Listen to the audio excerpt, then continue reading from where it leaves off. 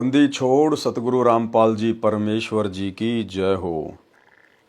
परम पिता परमात्मा सारी सृष्टि के रचनहार कुल मालिक असंख्य ब्रह्मांडों के स्वामी जगत गुरु तीनों लोकों में प्रवेश करके सबका भरण पोषण करने वाले राजाधिराज आत्माधार नाथों के नाथ देवों के देव महादेव सर्वेश्वर महेश्वर मृत्युंजय अजरो अमर आदि अनादि सनातनी प्रभु जगत पिता जगदीश्वर श्री श्री 1008 की उपाधि के वास्तविक अधिकारी अकाल मूर्त शब्द स्वरूपी राम वासुदेव सर्वगतम ब्रह्म परम पूज्य प्रथम पूज्य परम संत परम पुरुष परम धनी परम दयालु सत्य कबीर हक्का कबीर अल्लाह अकबर बाखबर अल्लाह ताला जगत के तारणहार जगत के मुक्तिदाता जगत के जगन्नाथ हारे के सहारे हिंदुओं के राम मुसलमानों के अल्लाह सिखों के वायुगुरु ईसाइयों के मसीह दया के सागर दयानिधि करुणा के सागर करुणानिधि स्वयंभू परिभू संकट मोचन कष्ट हरण मंगल करण दुख भंजन अविगत कबीर निर्विकार निर्विषम परमात्मा अलय अलेख सतगुरु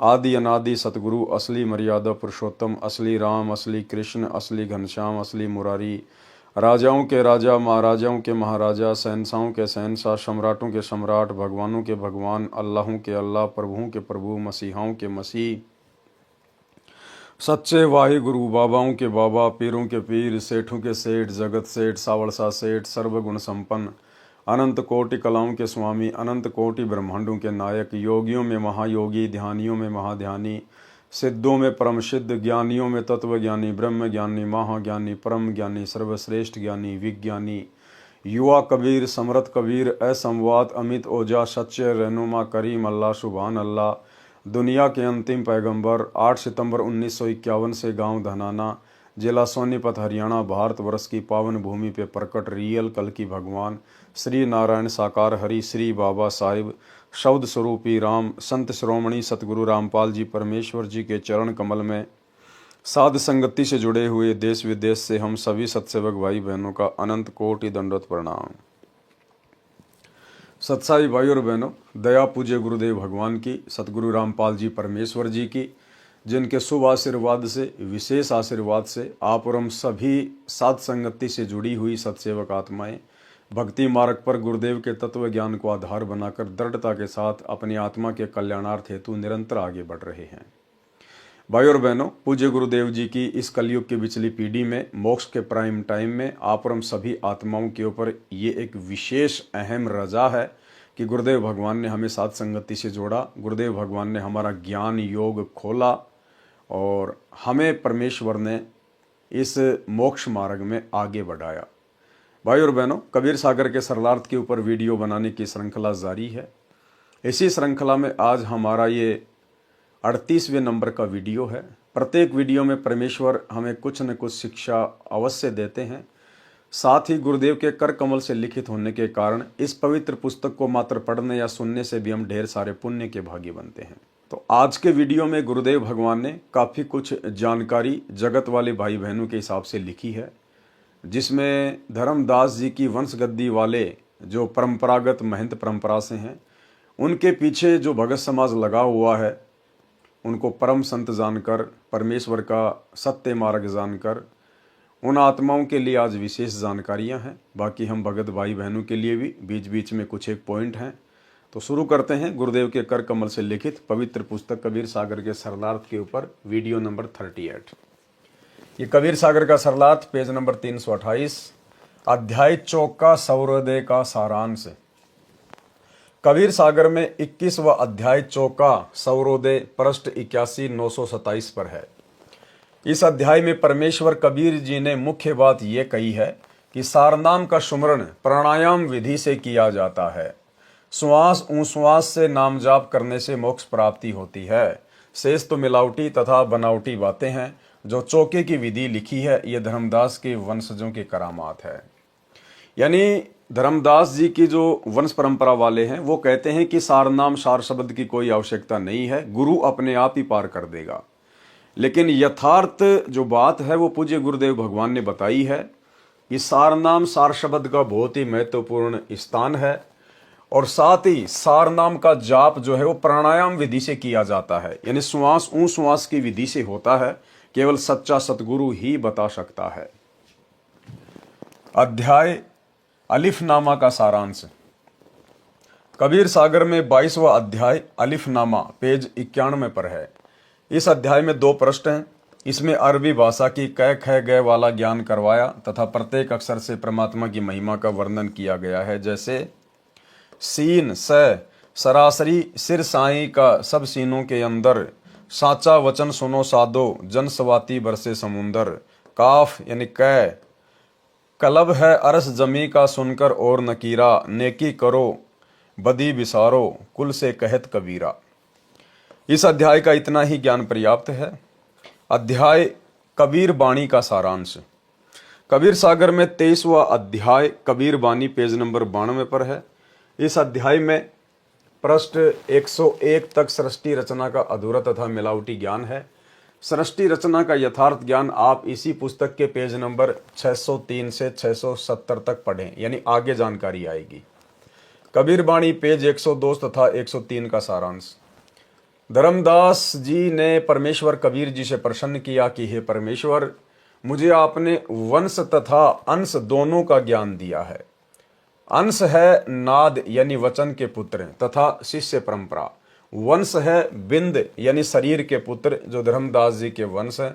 धर्मदास जी ने पूछा है कि जो मेरे वंश वाले दीक्षा देंगे वो किस लोक में जाएंगे, और जो अंश वाले से दीक्षा लेगा उसके अनुयायी किस लोक या द्वीप में जाएंगे।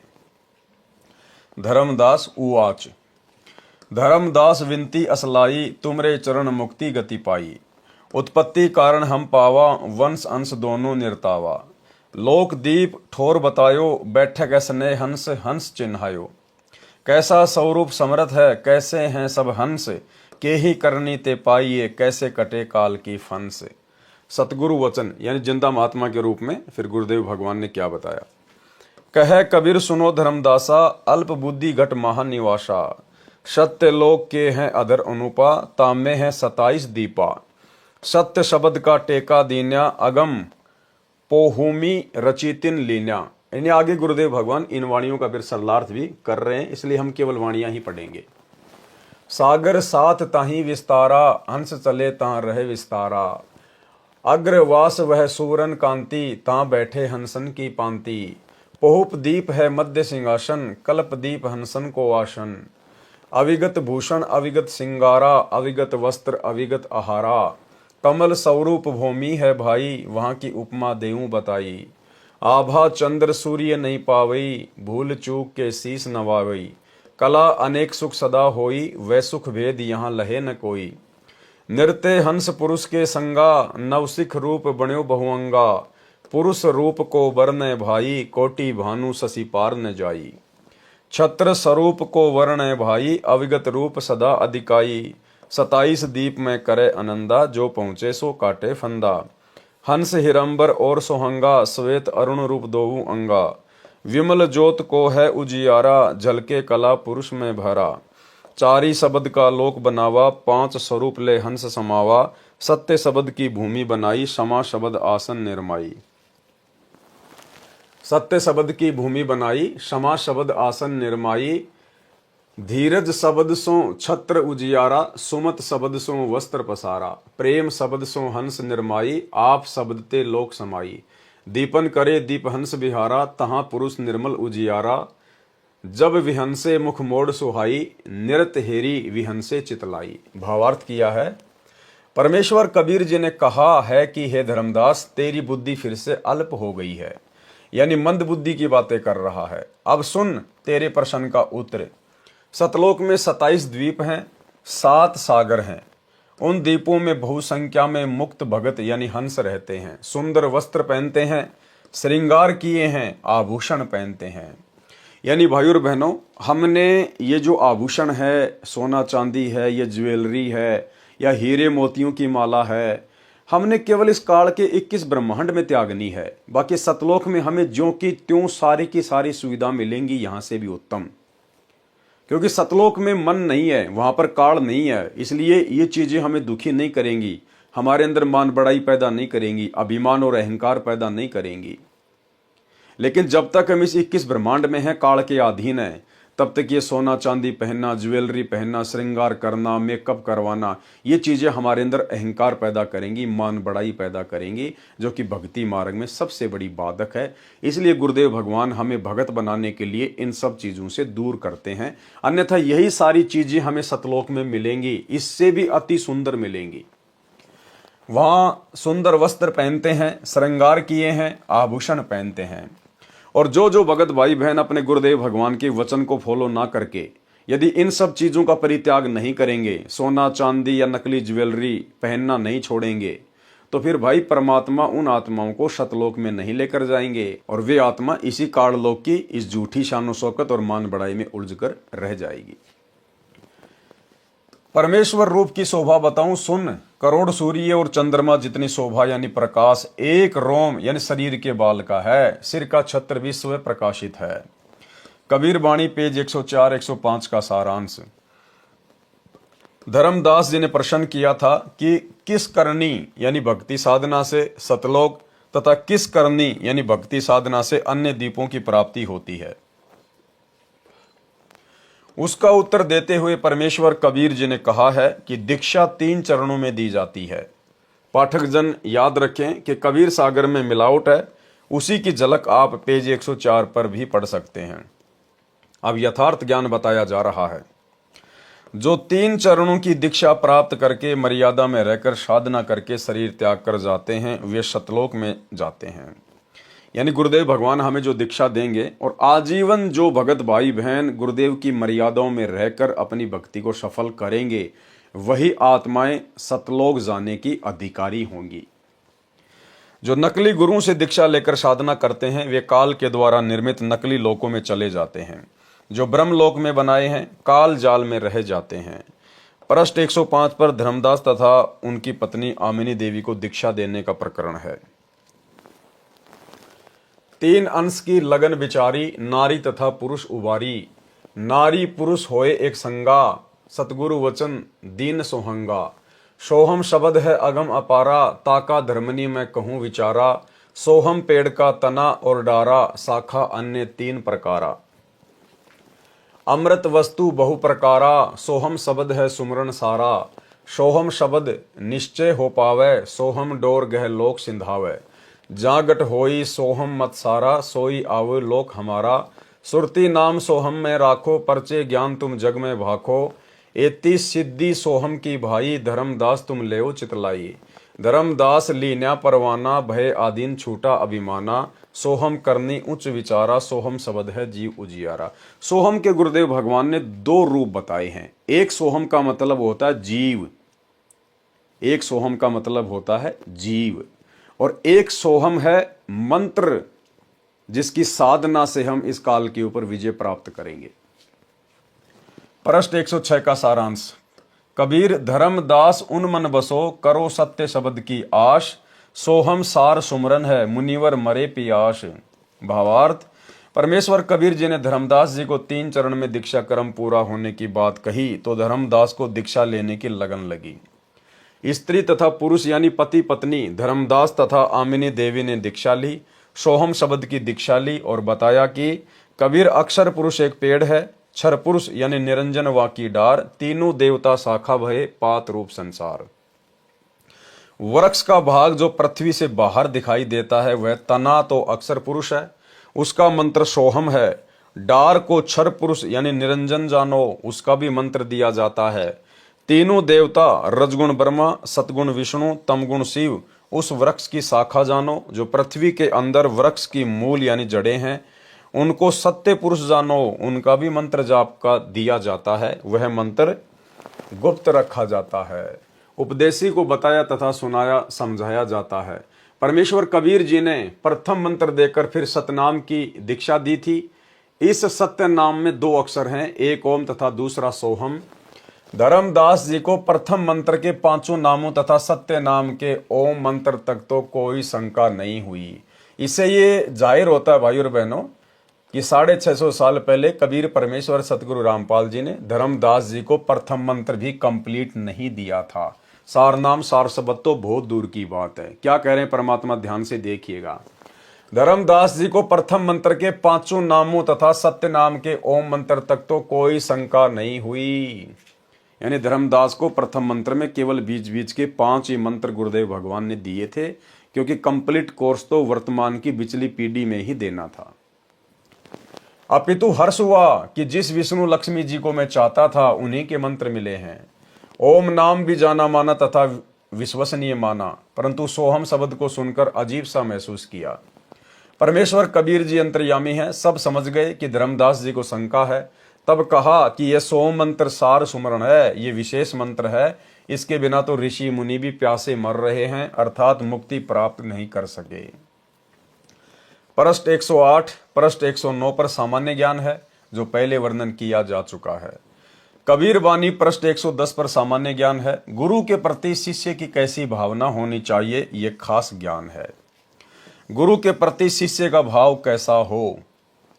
गुरु सो अंतर कभू न राखै, प्रेम प्रीति सो दीनता बाखै। क्या कह रहे हैं परमात्मा, यदि वास्तव में मोक्ष प्राप्त करना है तो गुरु सो अंतर कभू न राखै, अपने गुरु जी से कभी भी हमने दूरी बनाकर नहीं रखनी है। सदा हमने अपने गुरुदेव के चरणों में स्वयं को समर्पित करके रखना है। एक पल भी हमने अपने गुरुदेव भगवान को नहीं भूलना है। गुरु सो अंतर कभू न राखै, प्रेम प्रीति सो दीनता भाखै। जे गुरु को निंदे अक्षरों ध्यावै, बिन गुरु अक्षर कैसे पावे। जे गुरु को निंदे और अक्षर को ध्यावै, गुरु ने जो अक्षर दिया है, जो मंत्र दिया है, उसकी तो आप भक्ति कर रहे हो, और अपने गुरु की आप जी निंदा कर रहे हो, तो आप जी कभी जिंदगी में पार नहीं हो सकते। और ये काल भाई और बहनों वर्तमान में सूक्ष्म चाल चलेगा भक्तों की मर्यादा तोड़वाने के लिए, सूक्ष्म चाल। और ये सूक्ष्म चाल वर्तमान में सतलोक आश्रमों में पूरी तरह से चली जा रही है। गुरु की निंदा करवाई जा रही है। भाई और बहनों, गुरु जी का वचन तोड़ना ही गुरु जी की निंदा है। गुरु जी के साथ में धोखा करना है, छल कपट करना है। गुरु ने हमें जो शब्द दे दिया, चाहे तुम रात दिन उस शब्द का जाप करो, उन मंत्रों का जाप करो, और यदि आपकी मर्यादा टूटी हुई है, आपने गुरु के वचन को तोड़ दिया है, आप कभी भी पार नहीं हो पाओगे। तो यहां परमात्मा कह रहे हैं कि आप गुरु जी की तो निंदा कर रहे हो, गुरु जी के साथ में तो धोखा कर रहे हो, छल कपट कर रहे हो, और मंत्रों का जाप कर रहे हो, कभी भी पार नहीं हो पाओगे। 2019 में सतलोक आश्रम मैनेजमेंट हरियाणा ने कांग्रेस सरकार का समर्थन किया, कांग्रेस सरकार को वोट डलवाए। तो जाहिर सी बात है, बीजेपी वाले तो गुरुदेव भगवान की निंदा करेंगे, गुरुदेव को गालियां निकालेंगे। तो भक्तों ने अपने घटिया कर्मों से अपने गुरुदेव की जगत से निंदा करवाई। वर्तमान समय 2024 में वही सतलोक आश्रम मैनेजमेंट हरियाणा कांग्रेस सरकार को छोड़कर अब बीजेपी की गोद में आ बैठा। अब बीजेपी का समर्थन करवाया जा रहा है, बीजेपी सरकार को वोट डलवाए जा रहे हैं। तो अब कांग्रेस वाले गुरुदेव भगवान की निंदा चुगली करेंगे, गालियां निकालेंगे। तो भाई बहन अपने घटिया कर्मों से, अपनी नादानी से अपने गुरुदेव को निंदा का पात्र बना रहे हैं। अब भाई आप कितनी मर्यादा में रह लो, कितना आप जी नाम जाप कर लो, कितना अपने आप को भगत मान लो, यदि आपके मनवश कर्मों के कारण और आपके गुरुदेव की जगत निंदा करता है, आपके गुरुदेव को भला बुरा कहता है, तो आप जी सतलोक जाने के अधिकारी नहीं हैं। आप जी सतगुरु के भगत की श्रेणी में नहीं है। भगत चाहे स्वयं निंदा करे या अपने घटिया कर्मों से अन्य लोगों से अपने गुरुदेव की निंदा करवाए, बात एक ही है। जे गुरु को निंदे अक्षर को ध्यावे, बिन गुरु अक्षर कैसे पावे। गुरु संगाती शब्द लखावे, जाके बल हंसा घर आवे। गुरु सवाती गुरु रूप स्वरूपा, गुरु पारस है आदि अनुपा। गुरु भृंगी गुरु सो बहुरंगी, कीटते कर ही आप हित संगी। गुरु है साचे सिद्ध समाना, गुरु मलियागिर वास परमाना। जैसे सने कमल और भौरा, जैसे सने चंद्र अरु चौरा। यानी अपने गुरुजी के साथ में भगत को किस प्रकार से लग के रहना चाहिए, कितना प्रेम एक भगत का अपने गुरुदेव भगवान में होना चाहिए। जैसे सने है कमल और भौरा, जैसे सने है चंद्र अरु चकोरा। जैसे सने है लहर जल अंगा, जैसे सने है दीप पतंगा। जैसे सने है मृगा और जंत्री, जैसे सने है चकमक और पथरी। जैसे सने है स्वाति और पपीहा, जैसे सने है चुंबक और लोहा। जैसे सने है मीन अरु नीरा, जल बिछुरे व तजे शरीरा। ऐसे गुरु शिष्य को संदेशा, मुक्ति होए गुरु मिटायो अंदेशा। एते स्नेह शिष्य सैदानी, इतने गुरु के तत्व बखानी। गुरु की दया चलो रे भाई, बिन गुरु पार न पावे कोई। गुरु सोई सत्य शब्द बतावे, और गुरु कोई काम न आवे। साखी उपमा कहाँ दीजिए, पटतर को नाही। पल पल करो जो बंदगी, छिन छिन देखो ताही। परमेश्वर कहते हैं कि गुरु के समान किसी को भी उपमा नहीं दी जा सकती, क्योंकि गुरु के समान कोई दूसरा धरती पर है ही नहीं। भावार्थ, परमेश्वर कबीर जी ने धर्मदास जी को माध्यम बनाकर सर्व भगत समाज को गुरु जी के प्रति शिष्य का कैसा भाव श्रद्धा होनी चाहिए वह बताया है। कहा है कि गुरु जी के समक्ष छल कपट ना करें, शुद्ध हृदय से बात करें। और 2014 बरवाला कांड के बाद केवल गुरु जी के साथ में छल कपटी किया जा रहा है, धोखाधड़ी ही की जा रही है, गुरु को मानुष मानकर, जैसे उन्हें कुछ नहीं पता। गुरु की गैर हाजिरी में उनकी मर्यादाओं की धज्जियां उड़ाते हुए धनाना गांव के बच्चों के खेलने के लिए 1 करोड़ रुपए की लागत का बैडमिंटन का स्टेडियम बना दिया गया। गुरु जी के साथ में धोखा, छल कपट। सतलोक आश्रम धनाना में 10 एकड़ जमीन में हॉस्पिटल का कार्य शुरू कर दिया गया है। गुरुजी के ज्ञान में मीन मेख, गुरुजी के साथ में धोखा, छल कपट। 2019 में कांग्रेस सरकार को समर्थन करवाना, कांग्रेस सरकार को भक्तों से वोट डलवाना, गुरुजी के साथ में धोखा, छल कपट। 2024 वर्तमान में बीजेपी का समर्थन, बीजेपी को वोट डलवाना, गुरुजी के साथ धोखा, गुरुजी के साथ में छल कपट। भक्तों के दान धर्म को गुंडों की सीबीआई जांच में लगाना, गैंगस्टर आनंदपाल सिंह की सीबीआई जांच का समर्थन करवाना, हरियाणा के जाट आरक्षण में भक्तों को बैठाना, आरक्षण वालों को करोड़ों रुपए चंदे में देना, गुरुजी के साथ में धोखाधड़ी, गुरुजी के साथ में छल कपट।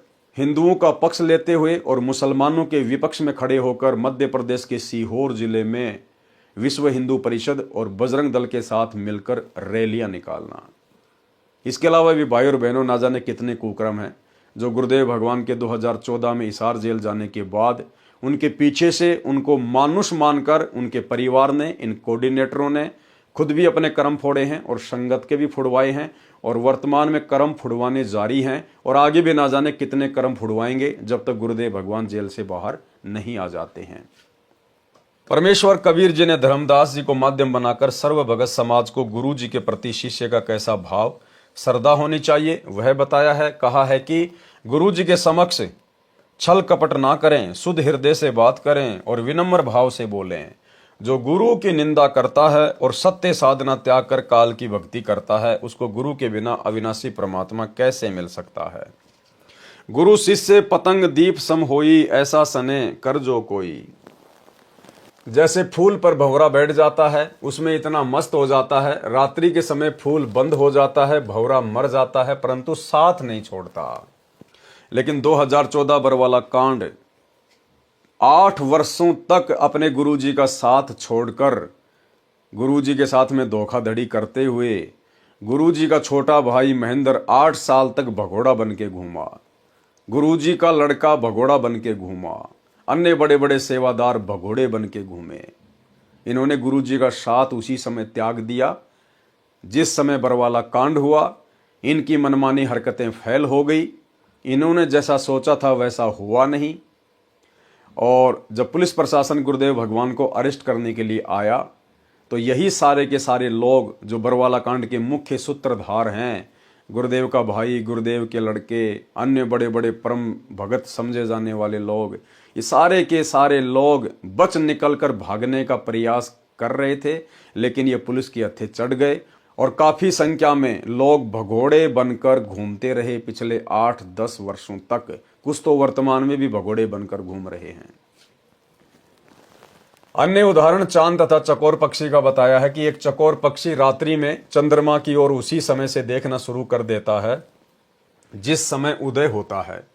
एक टक दृष्टि जमाए रहता है, चंद्रमा ऊपर होता है तो चकोर पक्षी गर्दन ऊपर करता चला जाता है।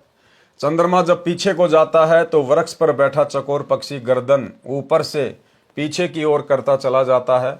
एक पल भी चंद्रमा से नजर भी नहीं हटाता।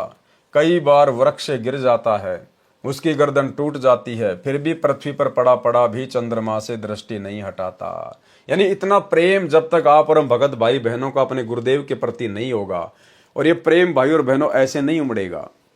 ये प्रेम उमड़ेगा जब हम पतिव्रता पद की भक्ति करेंगे, केवल अपने गुरुदेव को ही परमेश्वर मानकर, कबीर जी मानकर, अपना इष्ट मानकर भक्ति करेंगे।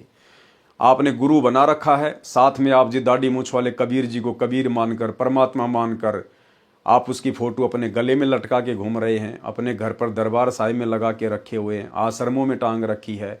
जो उनके महीने में उस मुर्दा फोटो को कबीर मानकर उसका आप कबीर प्रकट दिवस मनाते हो, तो आप जी कभी भी अपने गुरु के प्रति अपने हृदय में वो प्रेम पैदा नहीं कर सकते, क्योंकि अभी आप व्यभिचारिणी भक्ति कर रहे हो, अभी आप वैश्या भक्ति कर रहे हो। आपको पतिव्रता भक्ति पर आना पड़ेगा, केवल एक इष्ट, और वो केवल हमारा गुरु, दूसरा कोई नहीं। कई बार अंधेरी कृष्ण पक्ष की रात्रि में अग्नि के अंगारे को उदय होता चंद्रमा जानकर चोंच में भर लेता है। जीव जल जाती है, मर जाता है, अंगारा को छोड़ता नहीं है। ऐसा प्रेम गुरु के प्रति शिष्य का होना चाहिए, तब परमात्मा प्राप्त होता है। चकोर पक्षी को चांद से कुछ मिलना भी नहीं होता, फिर भी फिदा हो जाता है। गुरु से अनमोल पदार्थ सत्य भक्ति तथा परमेश्वर मिलता है। इस सौदे में हानि तो है ही नहीं। हिरण यानी मृग को वश में करने वाला शिकारी एक यंत्र से धुन निकालता है। उस धुन को सुनकर हिरण शिकारी की ओर खींचा चला जाता है। दुश्मन के सामने अपना मुख रख देता है, शिकारी उसको पकड़ ले जाता है, मारकर अपना सवार सिद्ध करता है। परंतु हिरण पीछे नहीं हटता। गुरु के साथ ऐसा प्रेम शिष्य का होना चाहिए, मोक्ष अवश्य मिलेगा। जैसे पपीहा पक्षी पृथ्वी पर खड़ा पानी नहीं पीता, चाहे प्यास से मर जाए, वह आकाश से वर्षा का पानी पीता है। इसी प्रकार शिष्य को अपने गुरु के अतिरिक्त अन्य गुरु से कोई वास्ता नहीं होना चाहिए। लेकिन यहाँ तो वास्ता हो गया। गुरुदेव भगवान कह रहे हैं, यदि आपको अपने गुरु की प्राप्ति करनी है, मोक्ष प्राप्त करना है, तो अपने पपीहे जैसा बनना पड़ेगा। पपीहा इस पृथ्वी का पानी नहीं पीता, चाहे कितना ही पानी क्यों ना हो। वो स्वाति नक्षत्र में आकाश से गिरने वाली बूंद का पानी पीता है। इसी प्रकार भाई और बहनों, वर्तमान में इन सतलोक आश्रमों में अपने गुरुदेव भगवान का जहां इंतजार करना चाहिए था शब्द के लिए, उस बूंद के लिए, हम पपीहे हैं। हमारे गुरुदेव भगवान वो बूंद है स्वाति नक्षत्र की। लेकिन इन आश्रमों में काल प्रेरणा से ये परीक्षा का समय चल रहा था। परमात्मा भक्तों की बुद्धि विवेक को चेक कर रहे हैं। लेकिन इन आश्रमों में काल प्रेरणा से सभी भगत भाई बहनों की मर्यादाएं तोड़वा दी गई है। किसी ने भी अपने गुरुदेव भगवान से प्रेम करते हुए उनके आने का इंतजार नहीं किया। और वो बूंद जो केवल हमने हमारे गुरुदेव भगवान से ही अपने अंतःकरण में डलवानी थी, वो बूंद, और वो भी नकली बूंद, लाखों की संगत ने धनाना आश्रम में जाके, रोहतक आश्रम में जाके, मुंडका आश्रम में जाके, और वो नकली फर्जी सार शब्द ले लेके अपने आप को धन्य मान रहे हैं। कभी भी मोती नहीं बनेगा। भगत भाई बहनों से लिए गए फर्जी सार नाम से कभी भी मोती नहीं बनेगा। यदि वो असली भी है तो ये लोग उस नाम को देने के अधिकारी नहीं हैं, जिस कारण से कभी भी मोती नहीं बनेगा, मोक्ष प्राप्ति नहीं होगी। हमने अपने गुरुदेव भगवान का इंतजार करना चाहिए था, क्योंकि मालिक ने पपीहे का उदाहरण दिया। जैसे पपीहा पक्षी पृथ्वी पर खड़ा पानी नहीं पीता, चाहे प्यास से मर जाए, वह आकाश से वर्षा का पानी पीता है। इसी प्रकार भक्तों ने केवल अपने गुरुदेव भगवान के आने के बाद उनसे सार नाम लेना चाहिए था। इसी प्रकार शिष्य को अपने गुरु के अतिरिक्त अन्य गुरु से कोई वास्ता नहीं होना चाहिए। अब भक्तों के गुरु कौन बन गए? जिन्होंने वो सार नाम दिया है, सार शब्द दिया है या दिलवाया है, वो बन गए भक्तों के गुरु। गुरु भगवान तो जेल में बैठे हुए हैं और अपने जैसे दो कोड़ी के जीवों से वो नकली नाम लेके अपने गले में माला पहन के और अपने आप को धन्य समझ रहे हैं। जैसे मछली पानी के बिना पल भी नहीं रह सकती, यदि जल से दूर हो जाती है तो मर जाती है। जिस शिष्य का ज्ञान योग खुल जाता है, यानी जिसको मोक्ष के महत्व का पता चल जाता है, तो उसकी दशा मछली मीन जैसी हो जाती है। अब ये ज्ञान योग भाई और बहनों केवल सत्सेवकों का खुला है, केवल सत्सेवकों का। ये दास जो बार बार कहता है ना कि केवल सत्सेवकों का ही ज्ञान योग वर्तमान में गुरुदेव भगवान ने खोल रखा है। इसलिए केवल सत्सेवकों को ही सतगुरु रामपाल जी में परमेश्वर दिखाई देता है, कबीर भगवान दिखाई देता है। तो बहुत सारे भाई बहन मजाक करते हैं, हाँ तुम्हारा ज्ञान योग खुल गया, तुम्हारा ज्ञान योग खुल गया। गुरुदेव भगवान खुद कह रहे हैं कि जिस शिष्य का ज्ञान योग खुल जाता है उसके बाद क्या होता है, जिस शिष्य का ज्ञान योग खुल जाता है, यानी जिसको मोक्ष के महत्व का पता चल जाता है, तो उसकी दशा मछली जैसी हो जाती है। यदि किन्हीं कारणों से गुरु से दूर हो जाता है तो जीना हराम हो जाता है। गुरु भी वही पूर्ण है जो सत्य मंत्र देता है, अन्य गुरु कुछ काम नहीं आता। गुरु को पल पल देखो और प्रणाम करो। कबीर नैनो अंदर आवे तू, जब ही नैन झपेऊं, ना मैं देखूं और को ना तुझे देखन देऊं। भावार्थ, सच्चा प्रेम जब किसी से होता है तो इतना बेईमान हो जाता है। कहा है कि गुरुदेव यदि आंखों में समाने योग्य होता तो आपको आंखों में डालकर आंखें बंद कर लेता, न तो मैं आपके अतिरिक्त किसी को देखूं और न आपको देखने दूं। यानी इतना अपनापन शिष्य का गुरु के प्रति होना अनिवार्य है। विशेष ज्ञान। धर्मदास जी ने परमेश्वर कबीर जी से शरीर में बने कमलों के विषय में जानना चाहा, तो परमेश्वर कबीर जी ने कमलों का ज्ञान करवाया। कबीर परमेश्वर जी ने कबीर सागर के अध्याय अनुराग सागर के पेज 151 तथा भवतारण बोध पृष्ठ 57 पर केवल 8 कमलों का ज्ञान दिया है। कबीर बानी अध्याय पेज 111 पर 9 कमलों का ज्ञान करवाया है। बताया है कि 9वें कमल में पूर्ण ब्रह्म है। कबीर बानी पेज 111 का सारांश। इस पृष्ठ पर परमेश्वर कबीर जी ने विशेष गुप्त ज्ञान दिया है। इसमें 9वें कमल का ज्ञान बताया है तथा उस 9वें कमल में पूर्ण ब्रह्म का निवास है। कमलों के विषय में संपूर्ण ज्ञान पढ़ें अनुराग सागर के सारांश में, पृष्ठ 151 के सारांश में, इसी पुस्तक के पेज 152 से 161 तक, जो कि पहले आप और हम भाई बहन पढ़ चुके हैं। कबीर बाणी पृष्ठ 112 113 का सारांश है। पृष्ठ 111 पर तो स्थूल शरीर के कमलों का ज्ञान करवाया है। इन पृष्ठों पर सूक्ष्म शरीर में बने कमलों का ज्ञान बताया है। सूक्ष्म शरीर के कमलों का ज्ञान।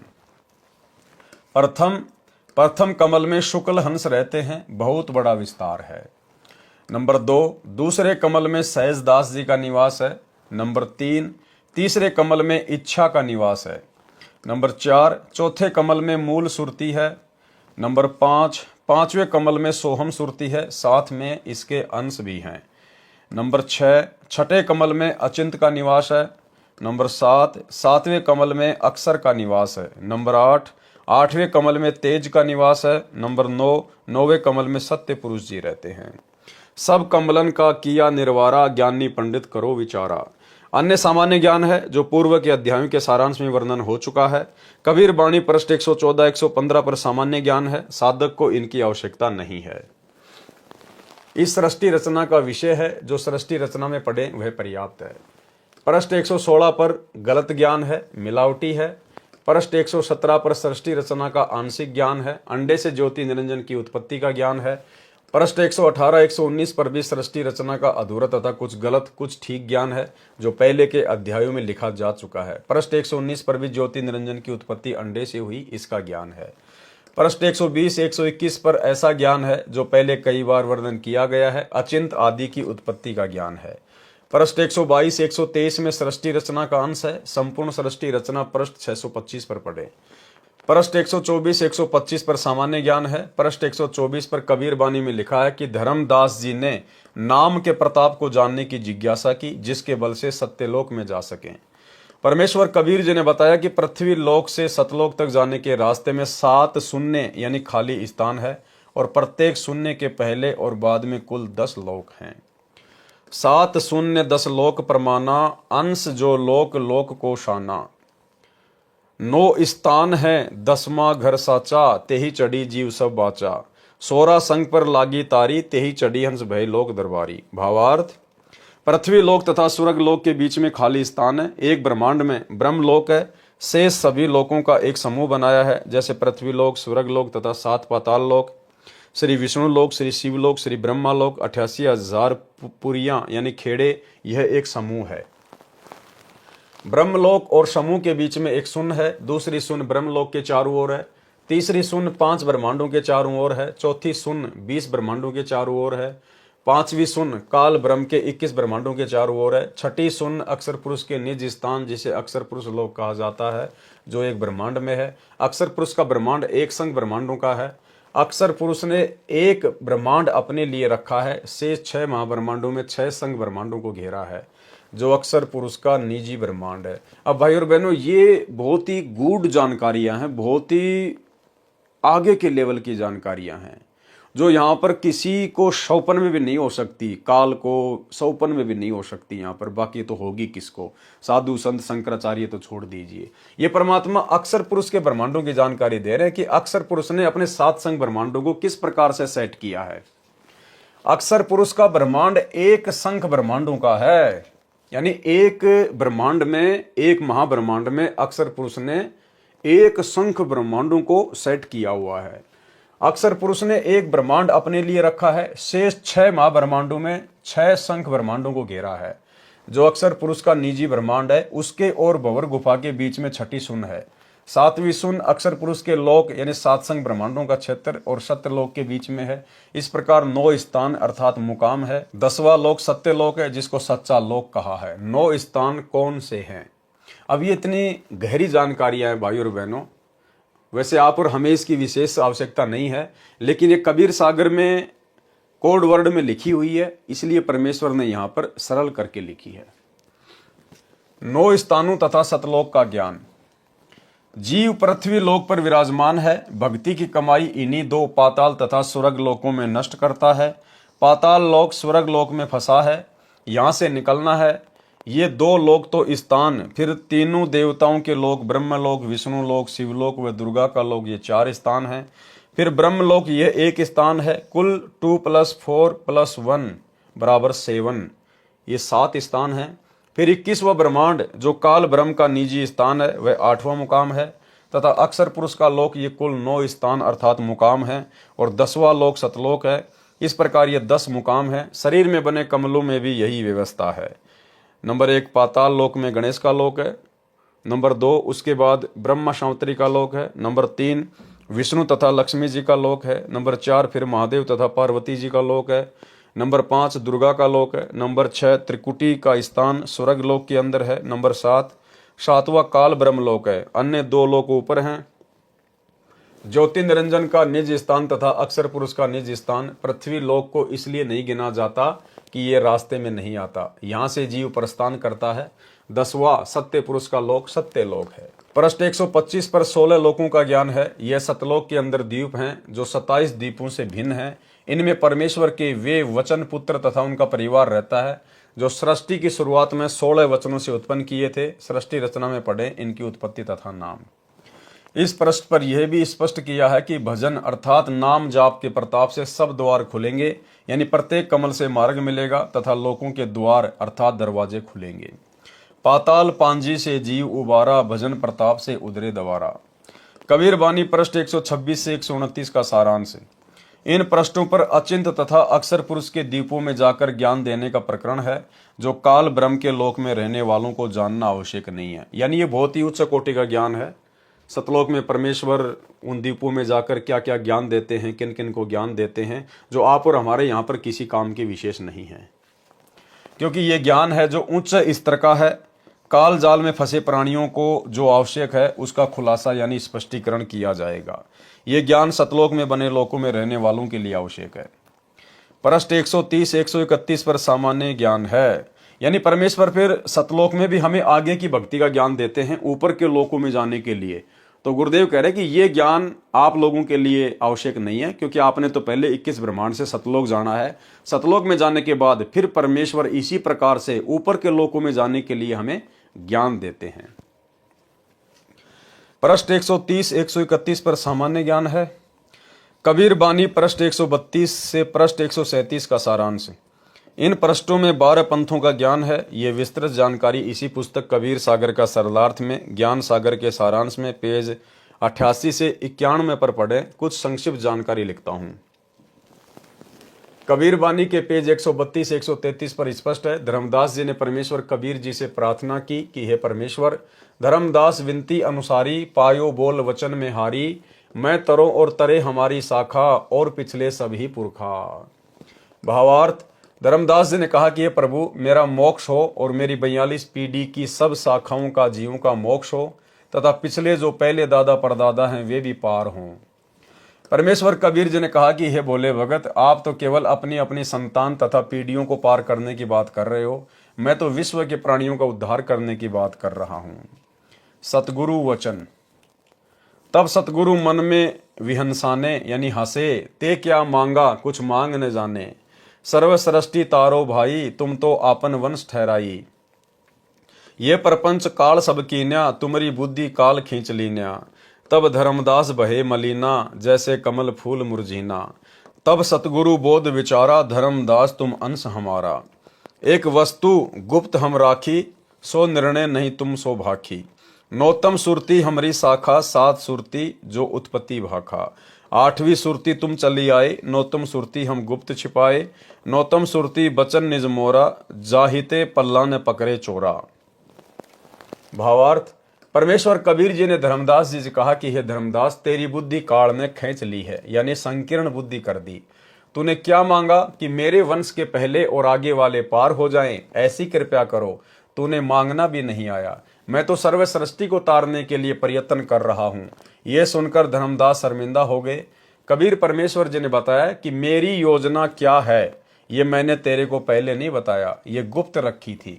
अभी तक तो मैंने सात सुरती का ज्ञान दिया है, यानी सात अच्छी आत्माओं का ज्ञान बताया है। आप धर्मदास आठवीं सुरती हो, यानी मेरे द्वारा भेजी गई आत्मा हो। आपके पुत्र चूड़ामणि यानी मुक्तामणि को मैं गुरु पद दूंगा, परंतु उस परंपरा यानी बिंद परंपरा में छठी पीढ़ी यानी छठी गुरु गद्दी वाले को काल के चलाए 12 पंथों में से 5वां टकसारी पंथ वाला भ्रमित कर देगा। तब तेरी वंश गद्दी वाले उस काल पंथ यानी टकसारी पंथ वाली आरती चौका और यथार्थ मंत्र को छोड़कर अन्य मंत्र अजर नाम, अमर नाम, अमी नाम आदि आदि व्यर्थ मंत्र दीक्षा में देना शुरू कर देंगे।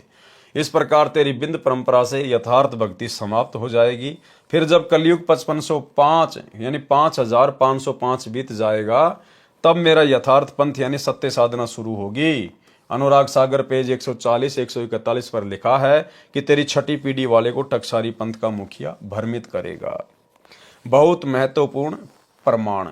भाई और बहनों, हम इसी कबीर सागर के सरलार्थ में पहले जो शुरू में वीडियो बने थे उनमें यह प्रकरण पूरा आ चुका है। अति महत्वपूर्ण प्रकरण, इसलिए हम इसको सीधा सीधा ही पढ़ेंगे।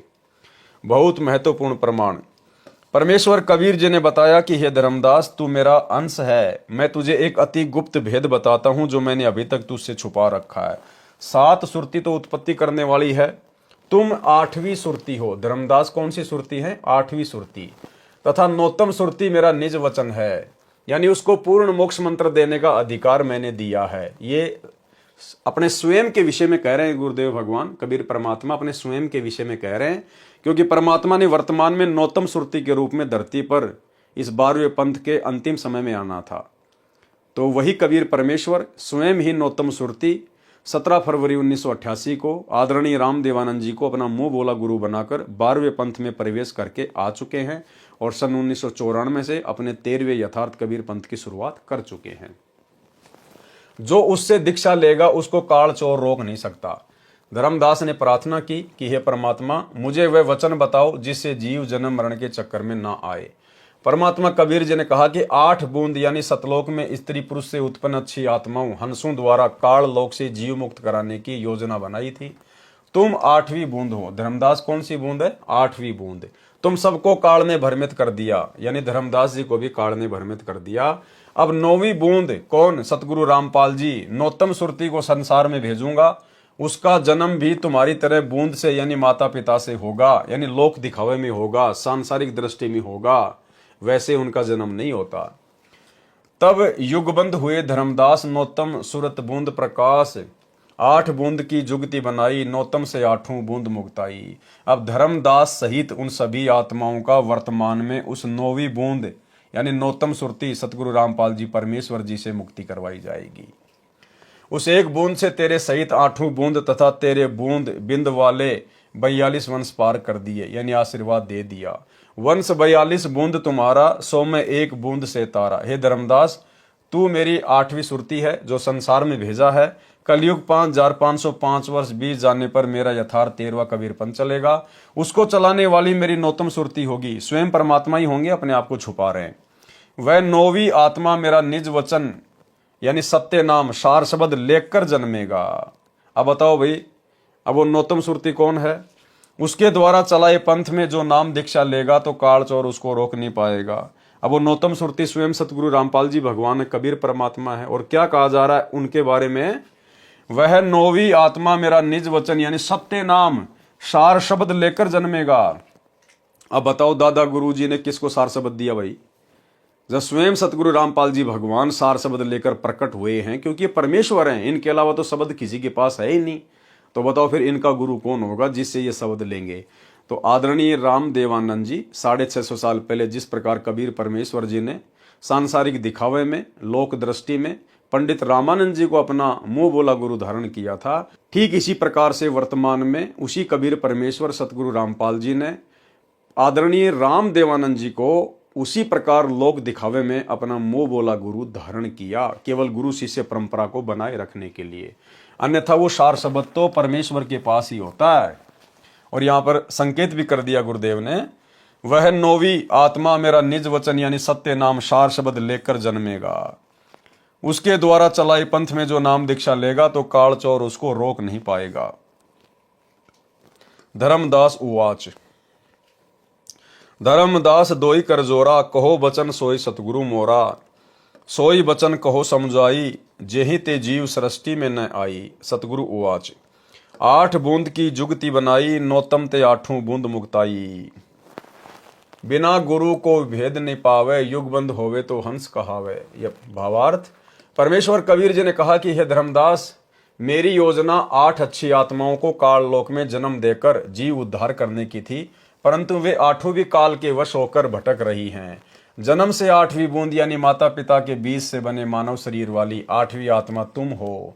उन 8 का भी उद्धार 9वीं बूंद यानी मानव जन्म प्राप्त अच्छी आत्मा से होगा। कबीर वाणी पृष्ठ 133 पर अधिकतर मिलावटी तथा बनावटी वाणी है, जिनका प्रसंग से मेल नहीं होता।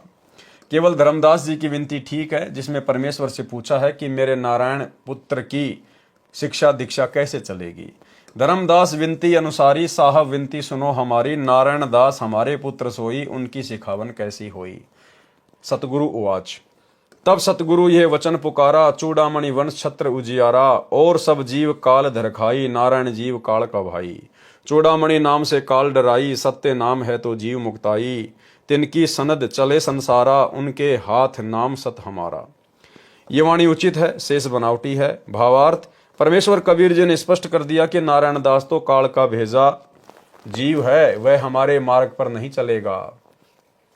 उसने तो श्री कृष्ण जी की महिमा बताई थी, चूड़ामणि को मैं गुरुपद दूंगा, उसके सिर पर गुरुपद का छत्र लगेगा। अनुराग सागर के पेज 140 पर स्पष्ट किया है कि चूड़ामणि की परंपरा भी भ्रमित होकर कालजाल में रह जाएगी। उपरोक्त वाणी में यह भी स्पष्ट कर दिया है कि यदि गुरु पद पर विराजमान के पास सतनाम है तो जीव मुक्त होंगे। उनकी सनद यानी प्रमाणिकता संसार में मुक्ति के लिए मान्य होगी। उनके हाथ में हमारा सत शब्द भी रहेगा, अन्यथा न गुरु का मोक्ष होगा न अनुयायियों का। सतनाम तथा सार शब्द चूड़ामणि जी के पास नहीं था, वह तो अब सन 1997 तक छुपा कर रखना था। कबीर वाणी पेज 134 का सारांश। कबीर परमेश्वर जी ने पेज 134 पर अंकित अमृतवाणी में स्पष्ट किया है कि चूड़ामणि से तेरे बिंद यानी पीढ़ी का पंथ चलेगा, ये मेरी उत्तम आत्मा है, परंतु आगे तेरे पंथ में यानी कबीर जी के नाम से चले 12 पंथों में प्रथम पंथ में विरोध चलेगा। 6ठी पीढ़ी के पश्चात काल साधना शुरू हो जाएगी, ये पंथ भी काल पंथ ही होगा। 13 पंथों के मुखिया कैसे होंगे? वंश परंपरा। प्रथम वंश उत्तम, ये चूड़ामणि जी के विषय में कहा है। दूसरा वंश अहंकारी, ये जागुदास जी है। तीसरा वंश प्रचंड, ये सूरत गोपाल जी है। चौथा वंश बिरहे, ये मूल निरंजन पंथ है। 5वां वंश निंद्रा, ये टकसारी पंथ का मुखिया है। 6ठा वंश उदास विरोध, ये भगवान दास जी का पंथ है। 7वां वंश ज्ञान चतुराई, ये सतनामी पंथ है। 8वां वंश द्वादश पंथ विरोध, ये कमाल जी का कमालीय पंथ है। 9वां वंश पंथ पूजा, ये राम कबीर पंथ है।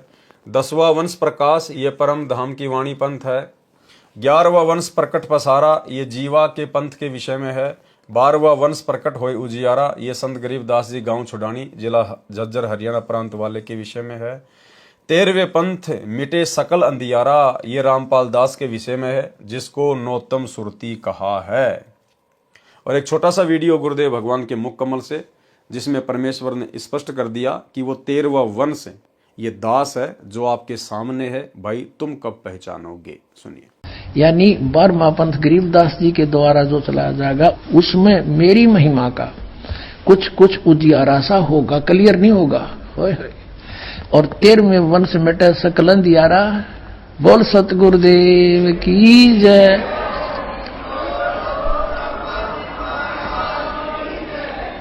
ये 13वां वंश ये दास है जो आपके सामने बैठा है। भाई बच्चों, आप कद पहचानोगे। 13वें वंश मिटे सकल अंधियारा, ये रामपाल दास के विषय में है, जिसको नौतम सुरती कहा है। सवसम वेद बोध पृष्ठ 155 पर भी 12 पंथों के नाम लिखे हैं। जब तेरी पीढ़ी चली आवे, मुक्तामणि तभी प्रकटाई, धर्म कबीर होए प्रचारा, जहां तहां सतगुरु सुयस उचारा। कबीर वाणी पृष्ठ 135 981 पर अधूरा तथा मिलावटी ज्ञान है। कबीर वाणी के पृष्ठ 136 982 137 983 का सारांश। कबीर वाणी अध्याय में 12 पंथों का ज्ञान है। द्वादश पंथ चलो सो भेद। 12 पंथों के विषय में कबीर चरित्र बोध पेज 1835 1870 पर तथा सवसम वेद पृष्ठ 155 पर भी लिखा है। कबीर परमेश्वर जी ने स्पष्ट किया है कि काल मेरे नाम से 12 पंथ चलाएगा। उनसे दीक्षा प्राप्त जीव वास्तविक ठिकाने यानी यथार्थ सत्य स्थान अमरलोक को प्राप्त नहीं कर सकेंगे। इसलिए धर्मदास भविष्य का ज्ञान मैंने कह दिया है, जो इस प्रकार है। प्रथम वंश तो उत्तम कहा है, वह प्रथम पंथ का प्रवर्तक चूड़ामणि यानी मुक्तामणि होगा, और अन्य शाखा जो चूड़ामणि के वंश में शाखाएं होंगी वे भी काल के पंथ होंगे। पाठकों से निवेदन है कि यहाँ पर धर्मदास के वंश वाले महंतों ने चूड़ामणि को 12 काल के पंथों से भिन्न करने की कुचेष्टा की है। यहाँ वाणी में गड़बड़ की है। प्रथम पंथ जागू दास वाला बताया है। कबीर सागर के कबीर चरित्र बोध अध्याय में पृष्ठ 1870 पर जागू दास का दूसरा पंथ लिखा है और नारायण दास का प्रथम पंथ लिखा है। नारायण दास जी तो कबीर पंथी था ही नहीं, वह तो कृष्ण पुजारी था। वहां पृष्ठ 1870 कबीर चरित्र बोध में भी चालाकी करके चूड़ामणि जी को हटाकर नारायण दास लिखा है, परंतु कबीर बानी पृष्ठ 134 पर प्रथम वश उन्नतम चूड़ामणि रख दिया, जो कबीर वाणी अध्याय के इस पृष्ठ 136 पर 12 पंथों में जो प्रथम पंथ जागू दास का लिखा है उससे लेकर आगे 12 पंथ पूरे नहीं होते। चूड़ामणि जी को मिलाकर पूरे 12 पंथ होते हैं। यहाँ पर नारायण दास का नाम नहीं है। पृष्ठ 1870 कबीर चरित्र बोध पर नारायण दास का प्रथम पंथ लिखा है। 12वां पंथ संत गरीबदास जी वाला है। चूड़ामणि जी का प्रथम पंथ है, जिसकी मुख्य गद्दी दामाखेड़ा छत्तीसगढ़ में है तथा इसी दामाखेड़ा से स्वयंभू गुरु खरसिया बिहार में काल प्रचारक गुरु बना। इन सब का विस्तार अब तक कबीर जी के नाम से चल रहा है। अब पढ़ें वह अमृतवाणी अध्याय कबीरवाणी पृष्ठ 136। द्वादश पंथ चलो सो भेद। द्वादश पंथ काल फुरमाना, भूले जीव ने जाय ठिकाना, ताते आगम कई हम राखा, वंश हमारा चूड़ामणि शाखा। प्रथम जग में जागू भरमावे, बिना भेद वो ग्रंथ चुरावे। दूसर सुरती गोपाल ही होई, अक्सर जो जोग दृढ़ावे सोई। तीसरा मूल निरंजन बाणी, लोक वेद की निर्णय ठानी। चौथे पंथ टकसार भेद ले आवे, नीर पवन को संधि बतावे। सो ब्रह्म अभिमानी जानी, सो बहुत जीवन की करी है हानि। पांचों पंथ बीज को लेखा, लोक परलोक कहे हमने देखा। 5 तत्व का मर्म दृढ़ावे, सो बीजक सुकल ले आवे। छठवा पंथ सत्य नामी प्रकाशा, घटके माही मार्ग निवासा। 7वां जीव पंथ ले बोले वानी, भयो प्रतीति मर्म नहीं जानी। 8वें राम कबीर कहावे, सतगुरु भ्रम ले जीव दृढ़ावे। 9वें ज्ञान की काल दिखावे, भई प्रतीत जीव सुख पावे। 10वें भेद पर धाम की बाणी, साख हमारी निर्णय ठानी। साखी भाव प्रेम उपजावे, ब्रह्म ज्ञान की राह चलावे। 3वें वंश अंश अधिकारा, 3वें सो शब्द होय निर्धारा। संवत 1775 होई, तादिन प्रेम प्रकटे जग सोई। आज्ञा रहे ब्रह्म बोध लावे, कोली चमार सबके घर खावे।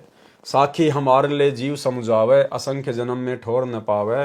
12वें पंथ प्रगट हुए बाणी, शब्द हमारे की निर्णय ठानी। अस्थिर घर का मर्म न पावे, ये 12 पंथ हम ही को ध्यावे। 12वें पंथ हम ही चलावे, सब पंथों को मिटाकर एक पंथ चलावे। कबीर परमेश्वर क्या कह रहे हैं कि उस 12वें पंथ में, गरीबदास जी वाले पंथ में फिर आगे चलकर हम स्वयं ही आएंगे। कोई अवतार नहीं भेजेंगे, कोई आत्मा नहीं भेजेंगे, स्वयं ही आने की बात कही है। 12वें पंथ हम ही चलावे, सब पंथ मिट एक ही पंथ चलावे। तब लगी बोदो कूरी चमारा, फेरी तुम बोदो राज दरबारा। प्रथम चरण कलयुग निर्याना, तब मगहर मांडो मैदाना। धर्मराय से मांडो बाजी, तब धरी बोदो पंडित काजी। 52 वीर कबीर कहूँ, भव सागर सो जीव मुक्ताऊं। कलयुग को अंत पठियते, ग्रहण परे 3400 वारा। कलयुग लेखा भयो निर्धारा, 3400 ग्रहण परे सो लेखा कीन्या। कलयुग अंत हूँ पियाना दीन्या। 5505 तब ये शब्द हो गया साचा। सहस्त्र वर्ष ग्रहण निर्धारा, आगम सत्य कबीर पुकारा। धर्मदास मोरी लाख दुहाई, मूल शब्द बाहर ना जाई। पवित्र ज्ञान तुम जग में बाखो, मूल ज्ञान गोई गुप्त राखो। मूल ज्ञान जो बाहर पर ही, बिचली पीढ़ी वंश हंस नहीं तरही। 33 अरब ज्ञान हम भाखा, मूल ज्ञान गोए हम राखा। मूल ज्ञान तुम तब लग छुपाई, जब लग द्वादश पंथ मिट जाई। द्वादश पंथ का जीव स्थान। द्वादश पंथ अनशन के भाई, जीव बांधी अपने लोक ले जाई। द्वादश पंथ में पुरुष न पावे, जीव अंश में जाई समावे। भावार्थ, कबीर परमेश्वर जी ने काल के 12 पंथों का वर्णन करके 13वें पंथ का ज्ञान भी दिया है। प्रथम पंथ चूड़ामणि जी जो धर्मदास जी के दूसरे पुत्र थे, जो परमेश्वर कबीर जी के आशीर्वाद से आमिनी देवी की कोख से जन्मे थे। फिर उनको परमेश्वर कबीर जी ने गुरुपद प्रदान किया था। अनुराग सागर पृष्ठ 140-41 पर स्पष्ट कर ही रखा है कि चूड़ामणि यानी मुक्तामणि की बिंद परंपरा अर्थात संतान की चलाई गुरु गद्दी में छठी पीढ़ी से सत्य भक्ति समाप्त हो जाएगी और काल वाले नकली कबीर पंथ टकसारी पंथ वाला आरती चौका तथा कबीर सागर में अध्याय सुमरण बोध पृष्ठ 22 पर लिखा शब्द यानी पूरा शब्द आरती की तरह दीक्षा में देना शुरू कर दिया। वर्तमान में धर्मदास जी की गद्दी पर चल रहा दीक्षा मंत्र यह है जो सुमरण बोध के पृष्ठ 22 पर लिखा है, जो इस प्रकार है। सुमरण 5 नाम, आदि नाम, अजर नाम, अमी नाम, पाताले सप्त सिंधु नाम, आकाशे अदली निज नाम, यही नाम हंस को काम। खोलो कूची खोलो कपाट, पांजी चढ़े मूल के घाट। ब्रह्म भूत का बांधो गोला, कह कबीर प्रमाण। 5 नाम ले हंसा सत्य लोक समान।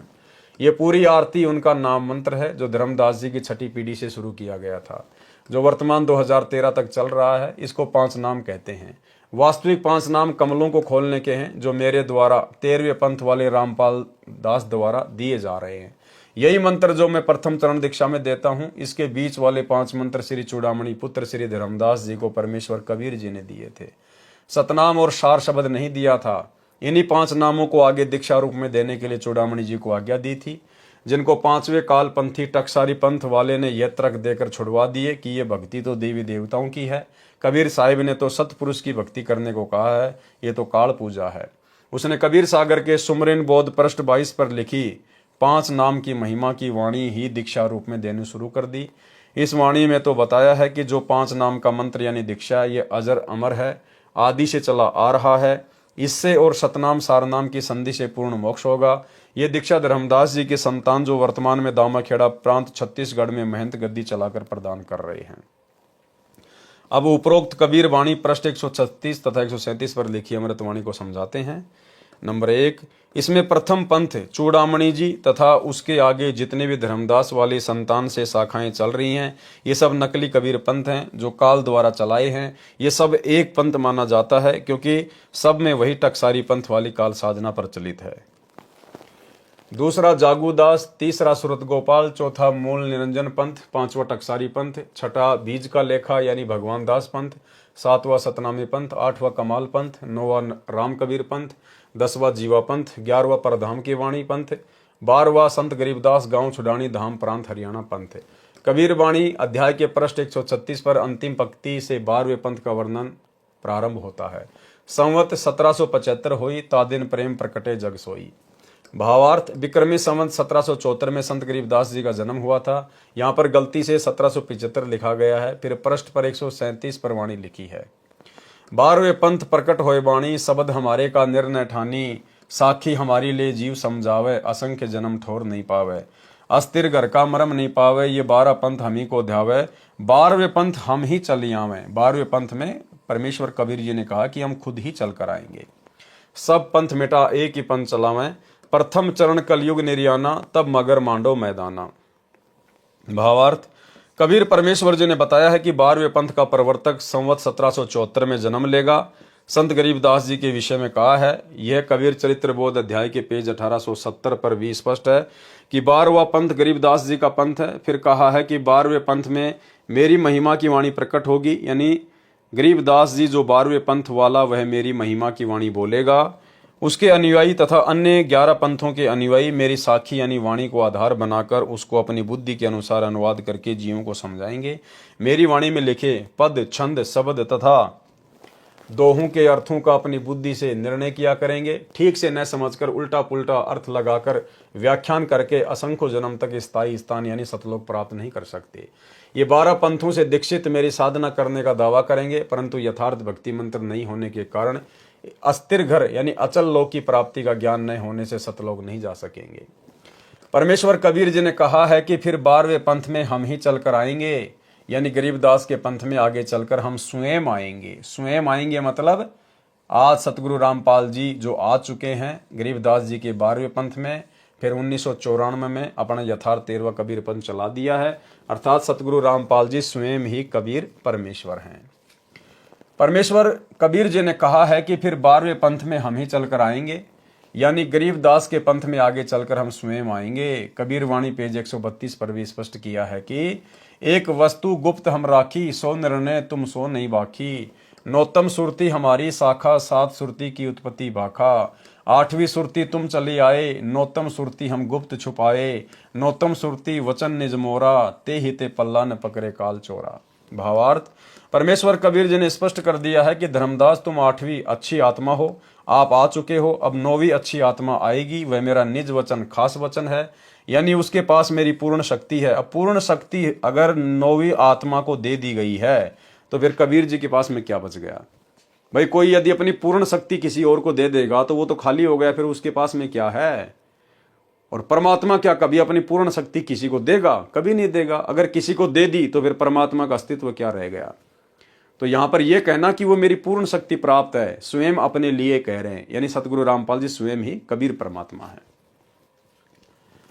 यानी उसके पास मेरी पूर्ण शक्ति है। ये मैंने तेरे से छुपा रखा था। पृष्ठ 137 पर स्पष्ट ही कर दिया है कि 12वें पंथ में हम आएंगे। स्पष्ट ही कर दिया है कि 12वें पंथ में हम आएंगे, यानी कबीर जी स्वयं ही आए हैं। अब वह 12वें पंथ में परमेश्वर के नौतम सुरती रामपाल दास आ चुका है। यहां अपने आप को छुपा देते हैं गुरुदेव।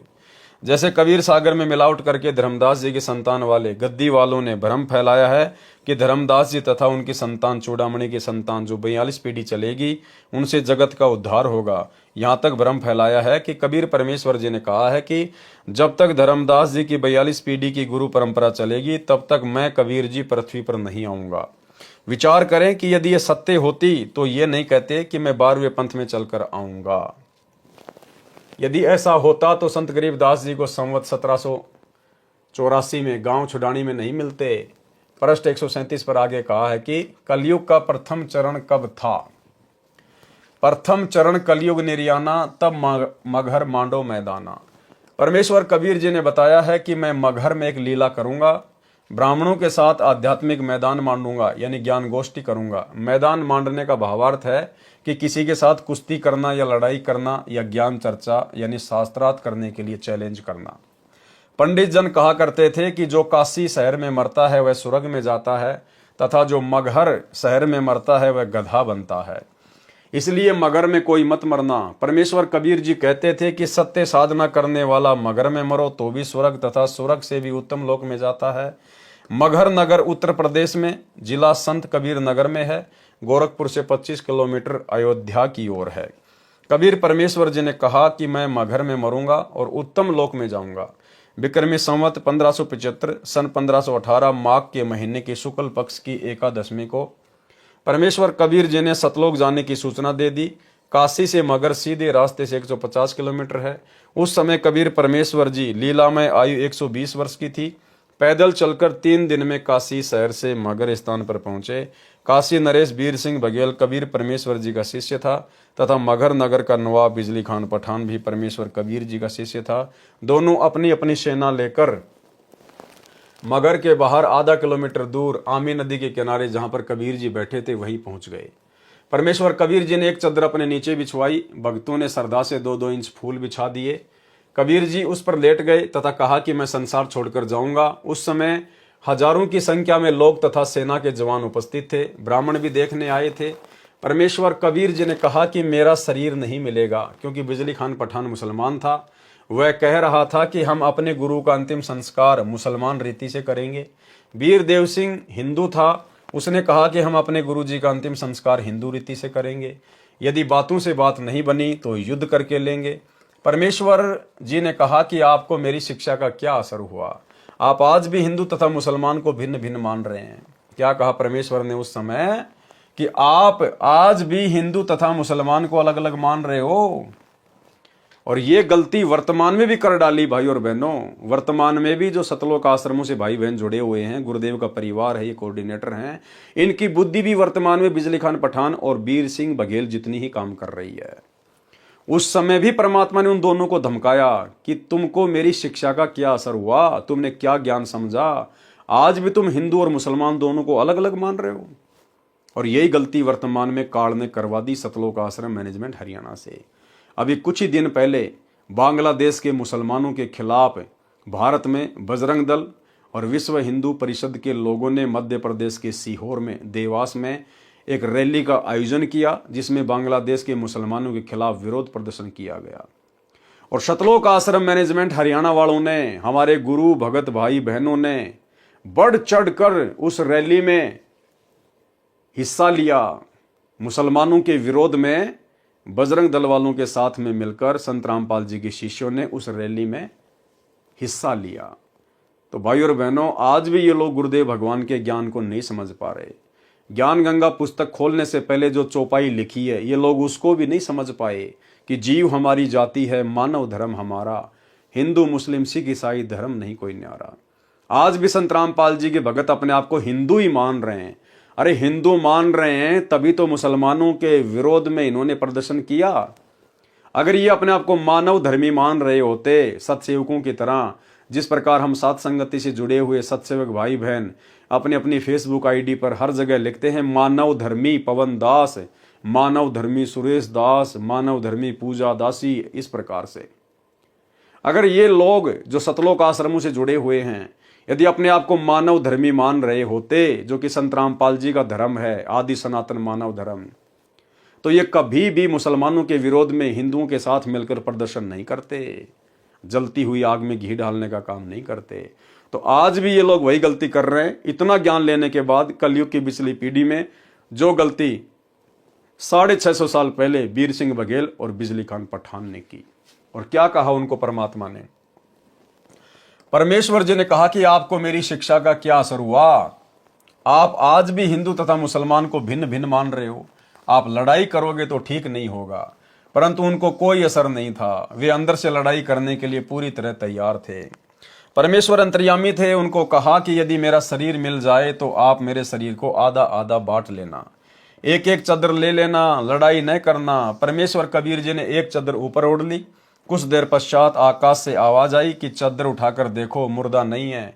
देखा तो शरीर के स्थान पर सुगंधित ताजे फूलों का ढेर सौ के समान मिला। हिंदू तथा मुसलमान कहाँ तो मारने काटने पर तुले थे, कहाँ एक दूसरे को गले लगाकर रो रहे थे। पंडित भी आश्चर्यचकित थे कि मगर मरने वाला सशरीर स्वर्ग चला गया, क्योंकि पंडितों को सतलोक का ज्ञान नहीं है। दोनों धर्मों ने एक एक चादर तथा आधे आधे फूल ले लिए। दोनों ने मगर में यादगार बनाई जो पास पास बनी है। बिजली खान पठान ने दोनों यादगारों के नाम 500 बीघा जमीन दे दी, जो आज भी प्रमाण है। 1 बीघा पुराना, 2.75 बीघा नया, 1 एकड़ 5 नए बीघों का है। वह समय कलयुग का प्रथम चरण था, जिस समय परमेश्वर कबीर जी मगर से सशरीर सतलोक गए थे। कलयुग का बिचली पीढ़ी का समय। परमेश्वर कबीर जी ने बताया था कि जिस समय कलयुग 5505 वर्ष बीत जाएगा तब हम 13वां पंथ चलाएंगे।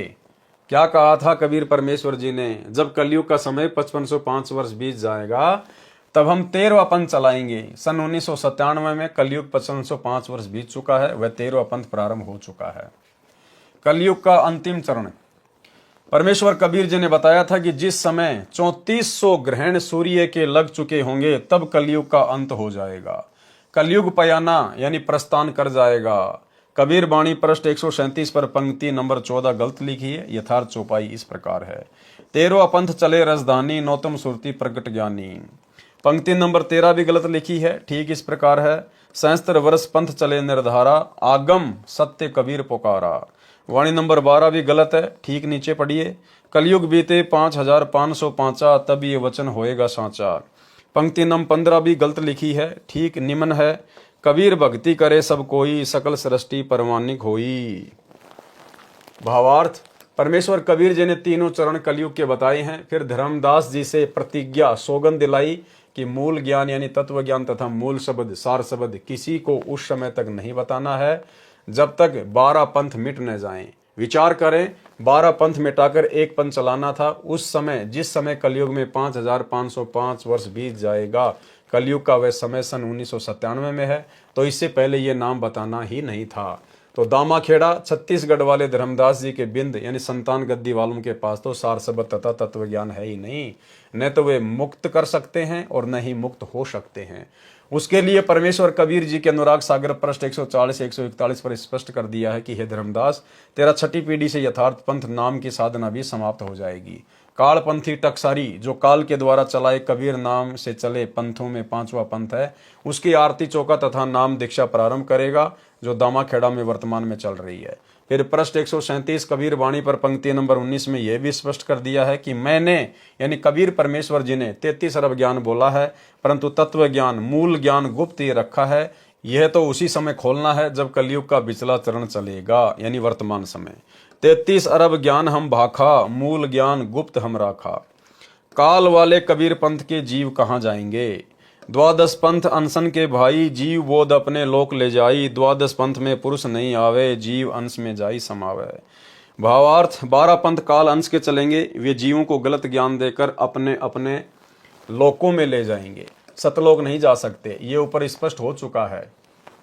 पृष्ठ 138 से 156 तक दामाखेड़ा वालों ने यथार्थवाणी को घुमाकर मिलावट करके बिगाड़ कर ये सिद्ध करने की कोशिश की है कि धर्मदास जी की 42 पीढ़ियों से जीव मुक्त होंगे।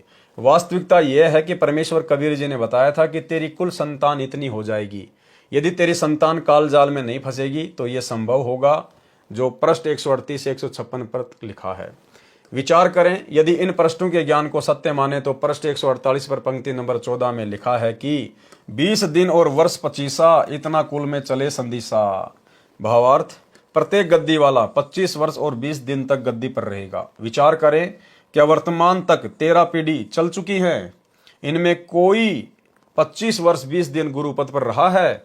नहीं तो अपने आप वाणी का सिद्ध होता है।